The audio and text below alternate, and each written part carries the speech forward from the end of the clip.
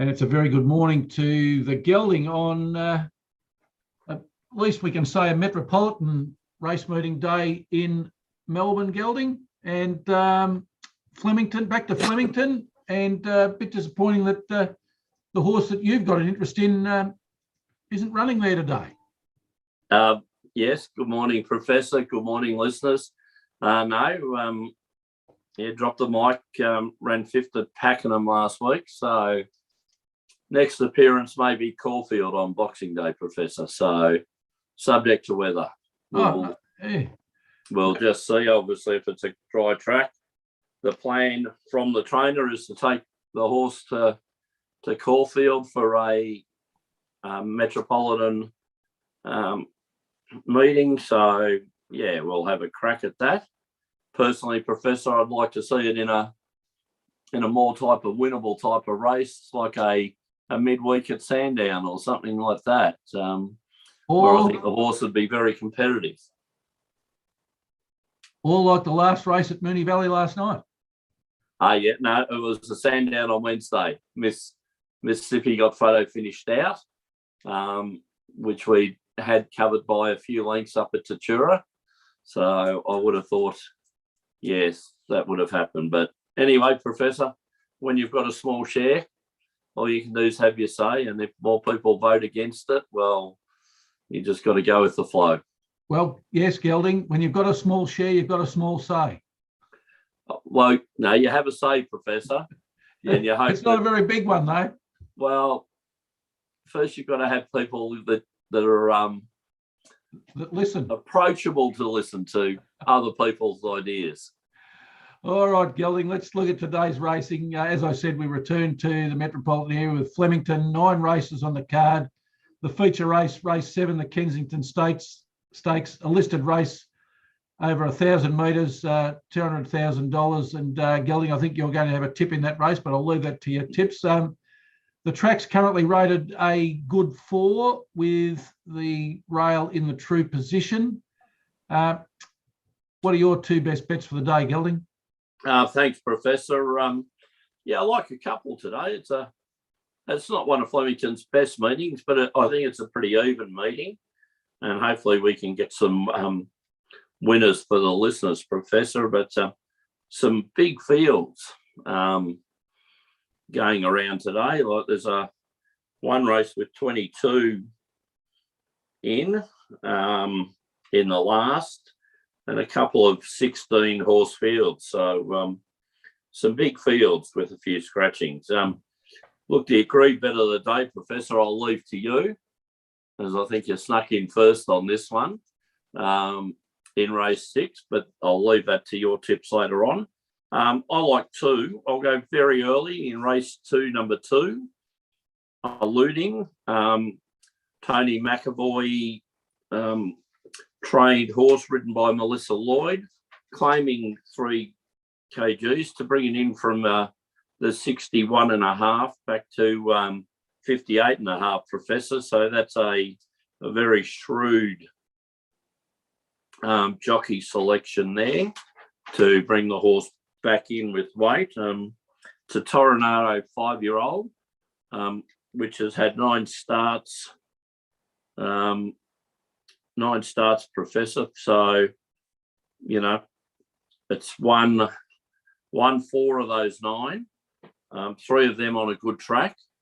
It's won its last 2 at Sandown and Warrnambool. So, look, going up slightly in grade. Has a good weight, but round about the 250, 260 mark, Professor. I think that'll get us away with a good start. I also note Sportsfans Radio's own Craig Robinson has a ride in that race in number 6, Just a Dreamer, which might be a reasonable each way bet, Professor, at about 26 to 1, 25 to 1. My second pick is in the main race, Professor, race 7, number 6, Millivar, trained by, well, I think one of your favourites and local trainers in the Stokes at Pakenham, and one of his favourite jockeys, Ben Allen, takes a ride. very open race, Professor. Last start, the horse ran third. Before that, had a win. Just looks like a horse that's going places, a 4-year-old mare. 11 starts for 5 wins, a second and a third, Professor. So in a Group 3 last start at Flemington, ran third, beaten a length, bit over a length, 1.2 lengths. So round about the 450, Professor. I think this could be a good each way bet and maybe a good winning bet. Sounds like you're on the money, Gelding. And your tips, Professor? Yeah, Gelding. I like race 5 in the Living Legends plate, 1400 metre race for 3-year-old benchmark 70 horses. I can't go past horse 4, Aaron Bay, coming out of barrier 11, trained by the local trainer, Gelding, Phil Stokes. Yes, another Phil Stokes horse. Yes, and a jockey on board that has been on board, Drop the Mic, Alana Kelly, the apprentice. Yeah. Yes, Alana Kelly's ridden. I think every jockey's ridden Drop the Mic except for the name jockeys. All right, Gelding. Well, Aaron Bay's had 4 starts for 2 wins and a placing. So 50% win rate, 75% place rate. And they're figures that if the horse can keep doing that for its career, it'll be a very successful horse, that's for sure.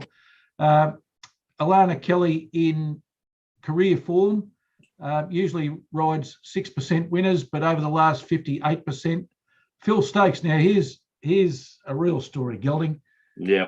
Career winning form 17%. Over the last 50, 26%, if you don't mind, as a trainer. So a quarter of his rides saddling up, win races, Gelding, and a place rating of 43%. So you can't go past that. Yeah, Professor, and I noticed that he's taken this horse over to Adelaide for 2 wins. The last 2 wins, excuse me, have been in Adelaide. But now coming across for Flemington. So he knows his horses and he places them right. And that, what you just said, when you're winning a quarter of the races you're saddling horses up in, that means you're doing something right and you're placing them in the right races. You're not overstretching or understretching. That's just a smart trainer. Yeah, Gelding.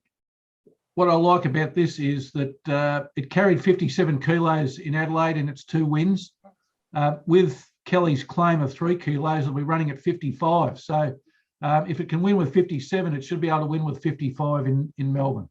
Oh, you hope so, Professor. So, look, I like it. I think it's any horse that's had 4 starts for 2 wins and a third, you gotta like it, Professor. Yeah, Gelding, and it's come in on the market too. It was showing $3.50 last night, which I got. It's $2.60 this morning. Oh, well, there's some stable confidence about it then, Professor. Or maybe I put too much on last night. Oh, what about the kid's inheritance? Is it safe? Is it safe, Professor? Oh, it might be.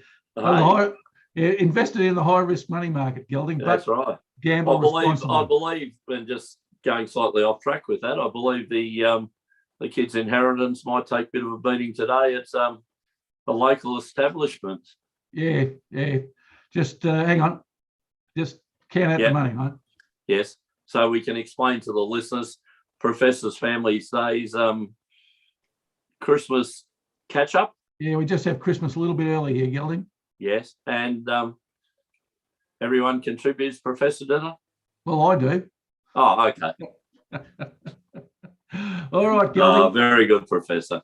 Let's get on to race 6, the Des Gleason Handicap. Now, Des Gleason, for listeners or viewers who don't realise, was a chief steward. Yes, a much feared chief steward. unlike today's. Yes, and was called. I always liked when jockeys were interviewed about going before the stewards. They always appeared before Mr. Gleason. Yes, there was certainly not fear is probably the wrong word, intimidating factor about him. So I'm sure, like, not like today's jockeys that just go up to the stewards and said, oh, you know, why were you running last on this horse that normally leads? And they go, oh, it didn't jump well. There's normally a little bit more with Des Gleason, or Mr. Gleason as he was known, as you said. It might have been a bit more questioning of jockeys' rides than there is today.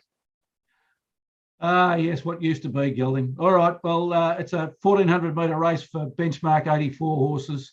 I like in this one, it's the agreed bet of the day between you and I, Gelding. Horse 2, Lighthouse, coming out of barrier 5. 11 starts for 5 wins and 3 placings, which gives it a 45% win rate, a 73% place rate, and you can't go past those figures, Gelding. That means that we've got reasonable chances of success here. It's won over the distance. It's won its last 2. It's in winning form. It won at Ballarat. It beat Frankie Pino, a reasonable pony, Gelding, that's running around at the moment. And that Ballarat meeting wasn't the normal country type meeting. It was a substitute metro meeting. So the form holds up. Matthew Cartwright, the apprentice, on board claiming 2 kilos. He's got a career win rate of 11%. And coming out of the Mar Eustace stable, Gelding, and they're very successful at the present time. Yes, Professor. 3 starts ago, this horse was racing in Santa Anita in America. The Mar Eustace stable have purchased it, and it's had 2 starts in Australia. First start won by 4 lengths at Kyneton, and then we were on it last start, Professor, at Ballarat, which was a metro meeting where it just cruised to win by a length. You know, did it quite easily, looked impressive. 57 kgs today, Professor, with the apprentice's claim, leading stable. I just think well picked out, Professor, and rightly the bet of the day. Yes, Gelding, and if Mar and Eustace have brought it out here, to quote the giraffe, they haven't brought it out here for a haircut. No, I think they've got some big plans with this horse, and I think we'll be following them in, Professor, and hopefully the listeners can, and we can all build a bit of a bank through this horse. Yes, Gelding. It was showing 240 on the tote last night, and that's when I took it on fixed odds. It's now showing $1.80, so it's coming. It'll start shorter than $1.80, I think, Gelding. Yeah, I think you're right there, Professor. All right, Gelding. Now let's turn the page to and even I'll say it this weekend, the very successful Professor's Parlay. Well, let's just fill the listeners in there, Professor. Again, last week, well selected. Jamie Carr got Smoking Romans up in the cup for us, and then your picks in the soccer just paid off brilliantly, Professor, and a nice little collected around. I think what were the odds, Professor? About 9 to 2. Yeah, paid 9 to 2, Gelding. So for your $1 investment, you received $4.50 back. Just a lovely little, well-timed, just when Christmas shopping was around, Professor. So we hope the listeners were aboard the very successful Professor's Parlay. So what have we got for them this week, Professor? Well, we'll try and repeat, Gelding. As I said earlier, the agreed bet of the day, race 6, horse 2, Lighthouse at Flemington. Let's parlay that into the Premier League this week, Gelding. We'll stick with the Premier League for both other legs of the parlay. I had a look at the NFL, and I don't like really any of the games there or the odds. Mm-hmm. So we'll go with Liverpool to beat Aston Villa. Liverpool currently second on the Premier League table. They've won 10 out of 15. They've got the best goal differential in the Premier League of plus 32, so they know how to score. They're playing at home, and they're against 10th ranked Aston Villa, who've only won 6 out of 15 and got a -3 goal difference. Currently showing $1.20, so we can still get reasonable odds on that leg of the parlay, Gelding. And you might ask me, given that I was on Manchester City last week, how come I didn't pick them this week in the parlay? Well, I have, because they're the third leg of the parlay. Beautiful. Winning form's good form, Gelding, and they're playing at home, and they're almost impossible to beat at home. Currently standing number 1 in the Premier League. They've won 11 from 15, a goal difference of a healthy plus 23. Playing Wolverhampton Wanderers, who are currently 8th in the Premier League. Like Aston Villa, only won 6 of 15 with a -1 goal differential. So I would say, Gelding, that at $1.15, that's good value as well. Oh, Professor, money for jam. I like it. I like the Professor's parlay today, and hopefully we can have the success with it again for 2 weeks in a row. But I can't believe how juicy the odds are for the all up, Professor. Yep, the all up, Gelding 7-2. That's yeah. Well, we'll be taking it, Professor. We certainly will be taking it, Gelding. Beautiful. All right, Beautiful. now, Gelding, a couple of things. First of all, Sports Fan Radio tomorrow. Unfortunately, you'll be on family duty, so you won't be able to be part of the show, the last one for 2021. Yes. But we've got a guest who we've been trying to get on over the last few weeks to talk with before we finish up for the year. And a guest we had on earlier this year, Craig Robertson, who was returning, when we spoke to him, returning from an injury to his shoulder, a nasty injury. Yep. And now riding almost in career form, Gelding, and riding in the city as well. 2 rides today at Flemington, Professor. Of course, we'll be on them. As you know, you can mention to him how we're on Robbo Watch. And that, but Robbo gets them up at some good odds. And when he's, one thing I know, when he's on a favourite or something that's really in the market, he rarely misses, Professor. So when given the opportunities, you know, on horses that have winnable chances in races, it's not often he misses. So, you know, a very experienced jockey, bit of a travel man, bit of a journey man. He travels a lot of miles, you know, for some rides. But I'll tell you what, we've been following, Professor, and it's not a bad little return on investment. So yeah, you're right. You're right there, Gelding, and we're lucky to have him on tomorrow because he's on an RDO tomorrow. So yeah, we might have to take him to a Chinese restaurant, Professor, where he can eat a little lettuce delight or something. Gelding, and also on tomorrow's program, a guest who we had on the show in February 2012, Gelding. Wow. That was before she was elevated to the Australian Baseball Hall of Fame. She's subsequently become a member of that illustrious establishment.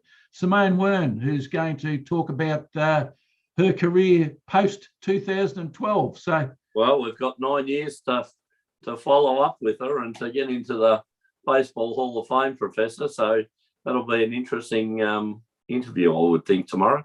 It will be, Gelding. I can't wait for it. And Sarah Radlow can't wait to have a chat with her because she's actually in one of Simone's classes at university. So Simone's now lecturing. Right.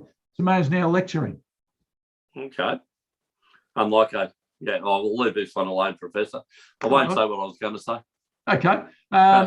And almost a guest on the show now. We've got Dan Budley for the last show for 2021. He's been very busy with his role of commissioner for the Big West Conference. Oh, it's a big job, Professor. He hands out a lot of trophies, Gelding. Yeah. Yeah. Well, he's a talker, Dan.